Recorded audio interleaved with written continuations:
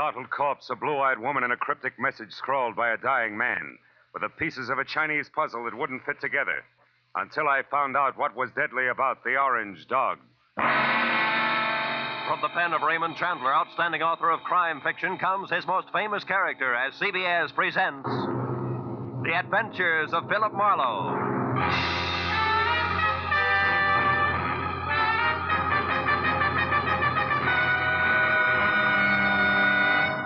And now, with Gerald Moore, starred as Philip Marlowe, we bring you tonight's exciting story, The Orange Dog.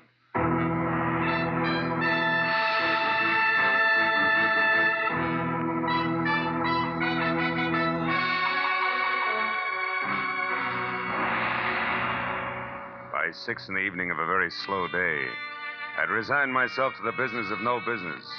So I took my feet down from my desk, switched off the lights, and started out the door for home with the prospect of a nice, quiet evening ahead of me. But I didn't make it, even as far as the door.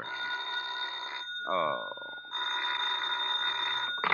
Hello, Philip Marlowe. Marlowe, my name is Shelley Martin. I'm at 8412 Los Feliz, a private residence. I want you to come out here right away. My sister is in a jam, a nasty one. Well, Miss Martin, as a matter of fact, I was just closing up for the night, and I was... Look, I need the services of a private detective right now this minute, and I'm prepared to pay for them. There are plenty of others in town. Are you coming or not? Yeah, okay, and thanks for the reminder. That's me you hear sprinting up your front walk. That's much better. And Marlowe, bring your brains along. You're going to need them.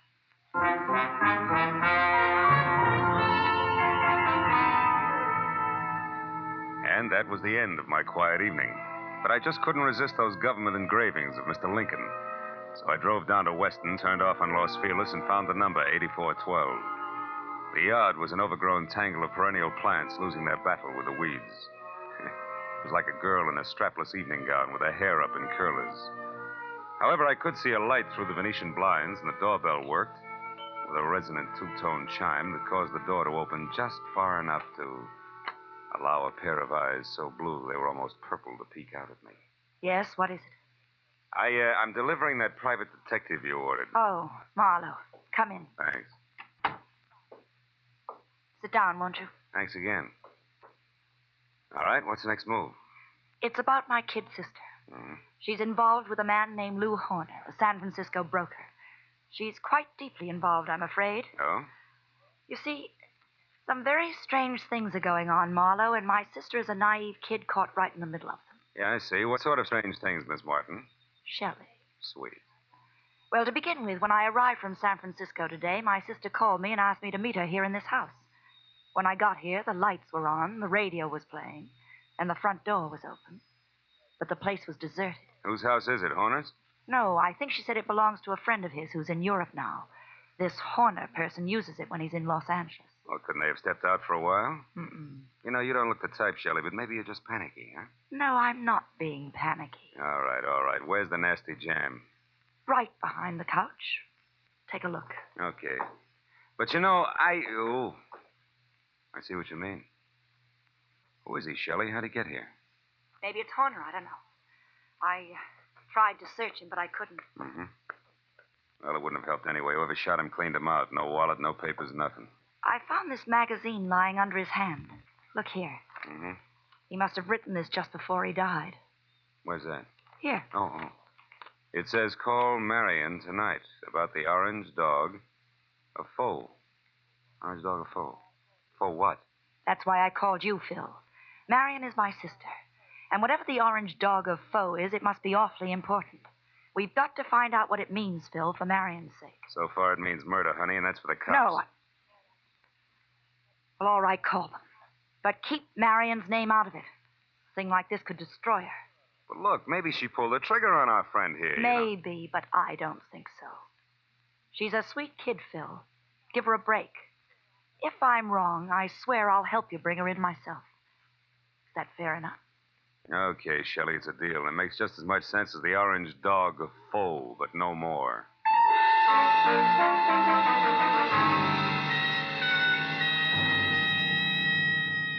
After I'd checked as far as I could on my client and sent her home, which was to the Villa 12 at the Wilshire Gardens Hotel, I ripped the General Squeegee tire ad with the message scribbled across it out of the magazine, folded it up, and stuck it in my pocket. Next, I called Lieutenant Ibarra at Homicide and told him where I'd found a body, probably named Lou Horner, leaving out all the details about Shelley, Marion, and the orange dog. Then I started out the door, but got back as a shadow slid across the walk. I caught a glimpse of a large, ugly head of long, dirty hair set on a small, ugly body that was moving fast.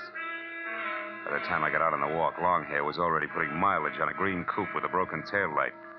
It winked mockingly as it went out of sight. So I got in my car and headed for New Chinatown. It was the logical place to get some information regarding a Chinese dog. I saw a light filtering through a dingy window, illuminating the words James Tang, dealer in Oriental curios. Inside the musty shop, a little man, dressed in a black kimono, drifted forward, softly. Yes? I think perhaps you can help me, huh? I am honored. To be able to help would bring fragrance of plum blossoms to my nostrils, carpet of rose petals to my humble floor, and 1,000 blessings upon my head. Oh, that's very pretty. Tell me, what is the dog of foe? The dog of foe? Why, this fantastic creature here is called the dog of foe. His fierce eyes and snarling mouth are to frighten away evil spirits from temples of Buddha. Why do you say called the dog of foe? Amateur collectors and auctioneers have named him that. It sounds exotic to cash customers. Actually, he is a lion. The lion of Korea. I see. Tang, would you happen to have an orange dog of foe? Very strange that you should ask that, my friend. Strange? Why? Reason number one. There is no authentic orange dog of foe. That's a good reason. Why not? Because to Buddhists, orange is color of sorrow. The piece you speak of could not possibly be authentic. What's reason number two? You are second person to inquire after this non-existent orange dog of foe within the last few minutes. Was it an ugly little man with long hair? Quite contrary. It was very pretty girl with short hair. Was her name Marion? She made point of not leaving her name. Well, that proves something. However, my friend, old Chinese proverb, loosely translated, says a little knowledge is the instrument of a fool.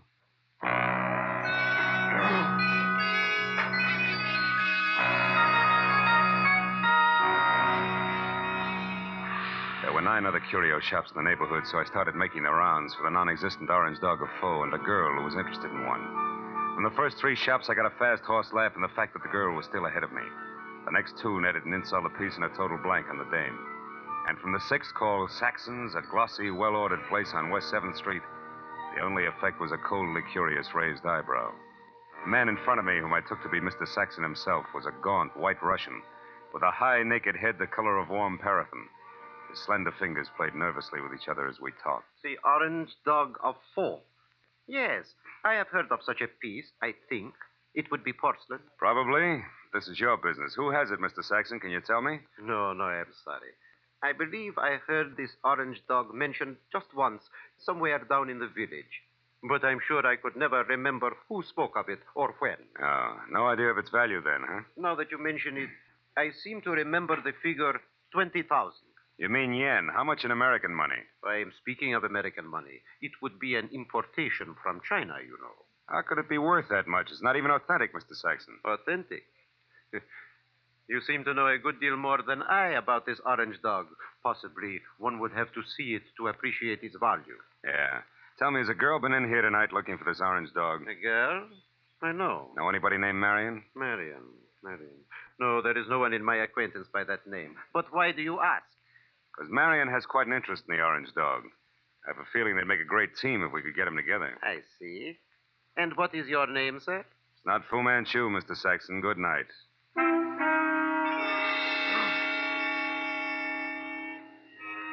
Saxon's expression didn't change. I turned and walked out of the place, and then because, with both of us using double talk, the conversation was bound to deteriorate. At least I had found out that the orange dog of foe existed. It was going for a very high figure, especially for a phony. And it didn't take an abacus to figure out that Saxon knew more than he told me. Well, I started up the sidewalk to the next bric-a-brac emporium when I saw something parked on the side street, which brought me to a halt. It was that green coupe with the broken tail light. I went over to it, found it empty, and stuck my head inside to check the registration card for Longhair's real name. Yeah, it was a very foolish move because Longhair at that very moment prodded my kidney with the muzzle of a .38. And neither he nor the gun had a sense of humor. All right, Mr. Wise Guy, come on, walk. You and me are going up the alley here. What's the matter? Don't you feel at home in the light? Shut up. I don't like it much anyway, so you better ease off with the smart Sam's. Okay, this was far enough. Well, Mr. Wise Guy, did you find what you're looking for? You mean the orange dog, Shorty? The answer's no. The orange dog. So that's where the plates are. What plates? You're working for Horner. You don't know what plates. Look, chum, when you get your next haircut, have your brains dusted off. Nobody works for Horner anymore. Horner's dead. Dead? Since when? What's the surprise act for? You saw the body. You were sneaking around that house on Los Feliz. In fact, you might have killed Horner yourself. That body wasn't Horner. Why, Horner's 3 times the size of that guy in Los Feliz. He's bald. Also, he's so dumb he can't remember his own phone number. Oh, hold it. I'm looking for Olvera Street where they throw those enchiladas.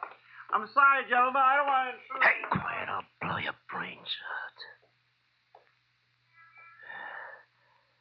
All right, now, come on, Mr. Wise Guy. Tell me what Horner's got on his mind. You know all right. I saw you taking orders from his girl. You mean Shelley Martin? Who else?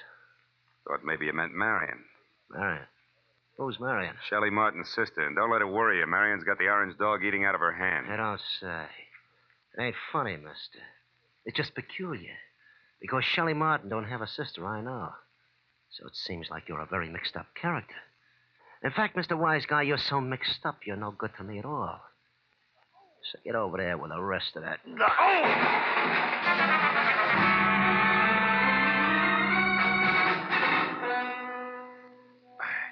I took my time getting up. The dirty, long-haired little man was gone, and my head ached from the rap he'd given me with the pistol barrel. And I was disgusted with myself. Dry, dirty, disgusted like a drunk at sunrise because a nasty little jerk with an oversized head and a blue-eyed dynamo with auburn hair had me jumping through hoops like a trained ape. I stood in the alley and swore at myself until the futility of that routine dawned on me. Then I decided to go hunting. But I made one stop first at a telephone to at least get Ibarra off my conscience.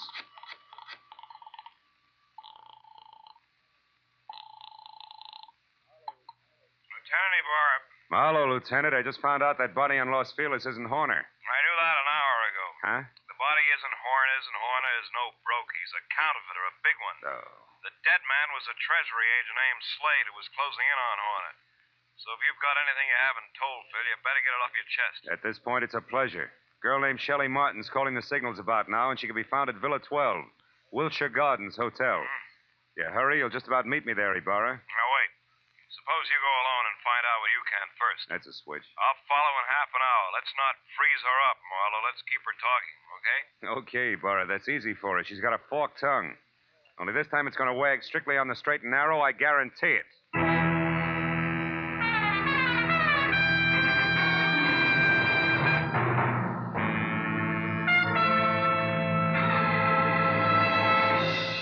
In just a moment, we will return to the second act of the adventures of Philip Marlowe. But first, it's no mystery that hunger and cold confront many families abroad this winter. CARE will help feed and clothe these needy people. CARE, the safe, sure, non-profit way to send supplies to Europe and Asia. A check to CARE for $10 will send a 21.5-pound, 41,000-calorie food package, or a baby food package, or a layette, or a baby blanket package, or material for clothing. CARE guarantees delivery. You get a signed receipt that your package has reached its destination. Write your check tonight. Mail it first thing in the morning to CARE, C-A-R-E, 50 Broad Street, New York City. And now, with our star, Gerald Moore, we return to the second act of Philip Marlowe and tonight's story, The Orange Dog.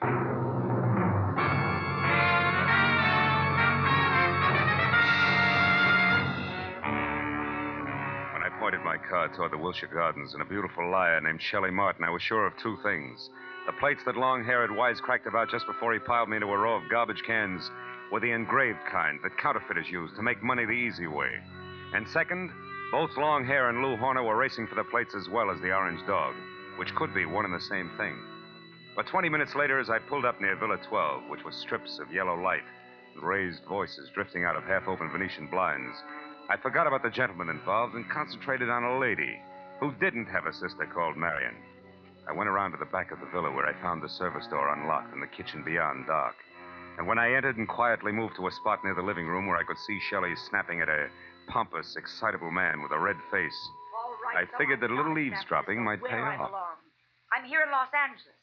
Is there anything wrong with that, Mr. Horner? Yes, everything. Why, I wouldn't even have known you were in town if I hadn't gone back to the place in Los Feliz where I saw you and some man having a delightful little chit-chat over the body of that T-man. Treasury man? Yes. Is that who he was? A meddlesome fool I caught snooping through my papers. Then you killed him, Lou. Of course I killed him. I had to. Now stop asking questions and get out of here. Because this is business, not pleasure, Shelley. And that leaves no room for you. Or Marion? What do you know about Marion? Not enough. But what I do know, I don't like. Look, Lou, who is Marion, and what does she mean to you? Marion means money to me, Shelley. Nothing more. So just leave me alone here so that I can make a call according to schedule. A call about... Lou. What's the matter, Shelley? Behind you, Lou. They're in the garden. Lou! The bullet crashed through a closed window, didn't stop until it got to Horner, who grabbed at his chest and dropped to the floor even before the glass quit flying. And by the time I got outside to where the shot had come from, I found nothing but a little wind rustling a lot of trees. When I got back to Shelley and the blood over tweed on the carpet, Horner was already dead. Marlowe, the man out there was Henry Peel. Peel? Something in long hair and dirty clothes? Yes, I met him in Horner's office once. Lou said he was a broker from Chicago. Come on, both Peel and Horner are counterfeiters. What?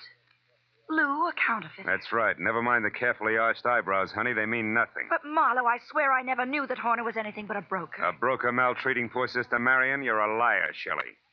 About Marion, yes. I haven't even got a sister. But from there on out, I'm telling the truth, Phil. Then tell some more and fast. All right, here it is. Lou Horner's been my boyfriend. And, checkbook? For the past year and a half. But about a month ago, he suddenly stopped being very attentive. And I couldn't figure out why. So you decided to keep your big blue eyes wide open, huh? Exactly. And it paid off. Because I found out that, 1, he had taken better than $20,000 out of his bank account. 2, that he was coming down here to Los Angeles. And 3, that an item named Marion might be beating your time. Yes. And that part of it upset me plenty. Until 10 minutes ago. But then I found out that Horner here was a murderer, and that, Marlowe, I don't buy. 3 cheers for the all-American girl. Oh, skip it, Marlowe. I'll live my way, you live yours. Don't worry, honey. Nobody wants to change places with you. Hey, look. Why does Horner wear a little rubber band on his little finger, do you know? Oh, he had a bad memory. Used every kind of gadget in the books to keep himself from forgetting things, especially numbers. Oh.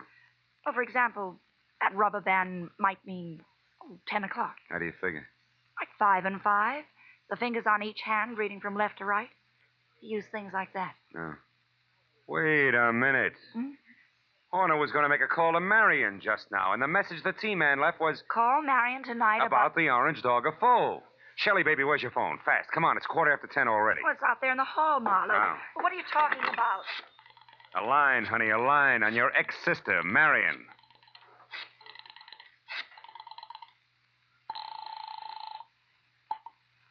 This is Mr. Saxon. Ah. Lou Horner, Mr. Saxon. I know I'm some 15 minutes late with this call, but I'd still like to see you about the orange dog of foe. Certainly, Mr. Horner. The orange dog is here, waiting for you. Good. I'll be right over. Marlowe, who is Mr. Saxon? A man very close to a lot of trouble, Shelley. Now, look, you wait right here for the law, and in particular, one Lieutenant Ibarra. Tell him nothing but the truth about Horner and what he meant to you in dollars and cents, and you may be all right. But where are you going, Marlowe? To a curio shop on West 7th Street to see, among other things, the orange dog of foe.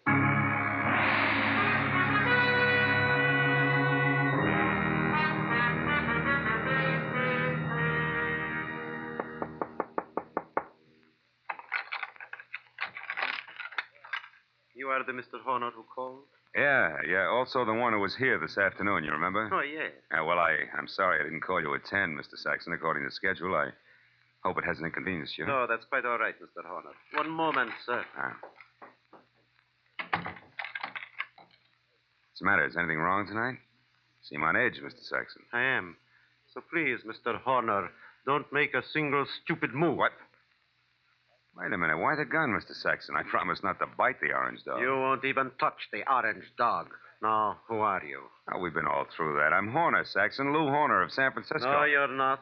Horner would have had no reason to wander around curio shops as you did this afternoon, asking any and everybody about the orange dog. Now, once more, who are you, and where is the real Lou Horner?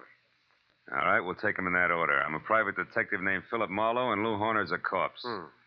But also, I'm a good friend of yours, Saxon, because I'm going to give you a little bit of advice for free. Call it quits, Buster. You're licked. What are you talking about, Marlowe? A T for Treasury man named Slade. Before he died, Saxon, he talked. I see. Yeah, and believe me, he said enough to put you away till orange dogs are as popular as lifesavers. And what do you say, Saxon? Do we play it smart? Very well, Marlowe. We will play it smart. My kind of smart. Now, turn around and walk through that curtain there. I want to show you something. Orange dog, maybe? Yes, the orange dog of Foe. I want you to see it for yourself before you die. Saxon said die like it already happened. And after he relieved me of the comforting bulge of the gun in my pocket and marched me to a large, windowless room that was a little darker than the lining of an 8-ball, he told me to stand very still. Then he turned on a single lamp that rested on a large, scarred table, and next to it, an ordinary shipping crate and cushioned on all sides by white wrapping paper, I finally saw the orange dog of Foe. It was a porcelain lion, pop-eyed, majestic in a crazy way. And also it was colored orange, bright and clear. But now that I'd seen it, I knew that the next move was Saxon's. And I turned to face him. It was then that I noticed the black curtain behind him moved slightly. And Longhair quietly stepped into the room. This Mr. Saxon did not know about. Well, Marlowe, now that you have seen the orange dog for your first and last time, what do you think of it? He thinks it's just Jim Dandy, mister. Now drop your gun before I blow the top of your head off. Go on, drop it. It's better. Now sit down there and stay put. And you, Marlowe, get across the room. Okay. Thanks for showing up, Peel, before Saxon here ran out of small jokes. Don't kid yourself, Marlowe. I didn't just show up. I've been right behind you all the way. That's how I work. So what do you want, Peel? A couple of very fine engraved plates that I've been after for 6 months now. Plates which could be in the orange dog of Foe? No place else but. Or do you think that maybe the late Mr. Horner wanted as an ornament? But that's all it is. There are no plates in the orange dog. It is only a collector's item. And you're a liar, Saxon. And I know the best way to prove that. Marlowe, pick that thing up and toss it against the wall. No, don't. I tell you, there's nothing in it. Toss it, Marlowe. Go on. Okay, Peel. Now we'll see who's right about the plates being hit. Nothing, huh, Peel? No. Nothing. All right, Saxon, get up. I want to know what the plates are, so I'm going to count to 3. That's how long you have to live if you don't tell me. No. Peel, believe me, there are no plates. 1, 2. Hold it, Peel. Wait. Here are the plates. Here. In this jeweled box. Look, right here, under your nose.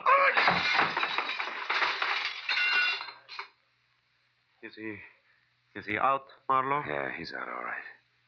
He took the light with him, too. Is there another lamp in here? No, there isn't. Nor is there another gun. Why, you stinking little... Wait a minute. Those sirens, Saxon, they're heading this way. Police? Yeah, the police. Looks like sooner or later everybody gets together in the back room at Saxon's, But not everybody stays here, so I'll take this wrapping paper and leave now. Wrapping paper? The stuff that was around the orange dog? Yes, a sample of the best grade of counterfeiting paper made, Marlowe. And that's what Horner was supposed to buy, not plates. Those he got a month ago. Still makes you a crook, Saxon, and one who'll never get past the front door. Oh, no, we'll see about that. Marlowe! Keep shooting, Saxon, in the dark. You got 4 shots left. You filthy murderer! Only 1 now, Saxon. That's number 6. You're through, Saxon.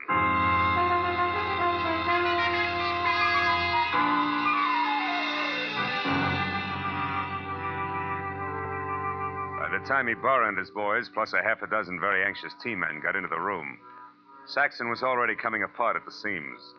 But after a half hour of steady questioning, he split wide open and led us all to a basement hideout where the team men went wild over a few thousand sheets of A1 counterfeiting paper.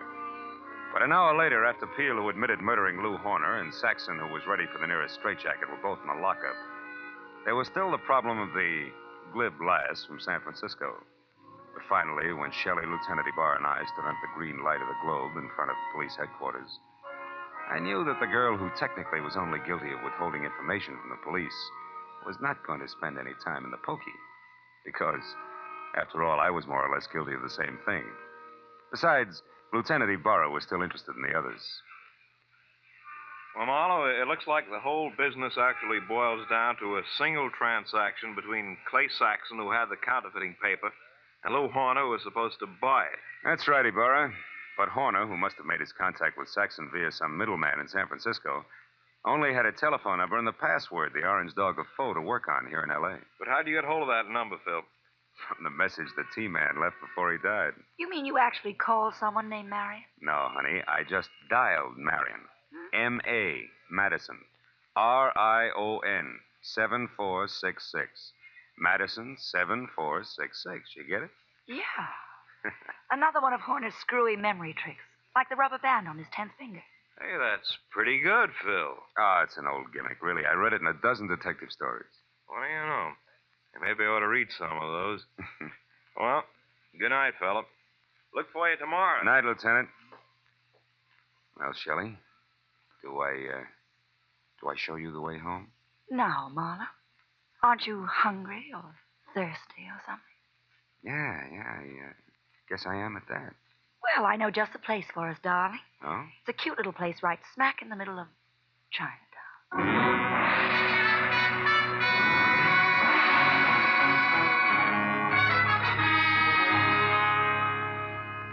Well, we got through a small Chinese dinner without seeing or hearing from a single orange dog. And when it came time to leave, I was thinking that Shelley wasn't really too bad a kid at that. So when she left the table to powder her nose, I started to make plans. But when she got back, I forgot about them because in the meantime, she'd run into an old friend. Yeah, a rich old friend who was all alone in the big city. I said I didn't mind taking a rain check when she explained that he was from Kansas City and a broker at that. He certainly was overweight. Too much steak and potatoes. Steak and potatoes. Wonder if Lindy's is still open.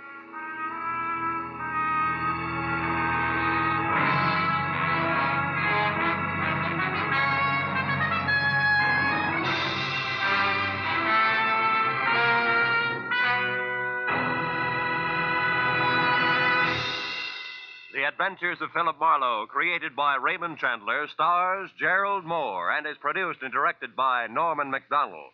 Script is by Mel Donnelly, Robert Mitchell, and Gene Levitt. Featured in the cast were Francis Robinson, Edgar Barrier, Tony Barrett, Lou Krugman, and Ed Begley. Lieutenant Detective Ibarra is played by Jeff Corey. The special music was by Richard Orant. Be sure and be with us again next week when Philip Marlowe says... I was hired to find a blackmailer, and I did. But first I found a badly beaten Adonis, a Jezebel with an accent, and a man who had been an easy mark for murder.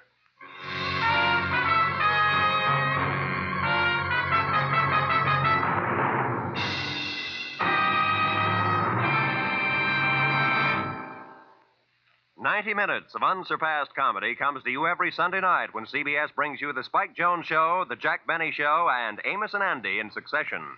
Tomorrow night, pianist Alec Templeton and songstress Peggy Mann are Spike Jones' special guests. Jack Benny and his gang and Amos and Andy, following in succession, will bring you more of the laughs that make them first for Sunday night fun. Spike Jones and Amos and Andy come to you over most of these same CBS network stations, and Jack Benny comes to you over them all. Now, stay tuned for Gangbusters, which follows immediately over most of these stations.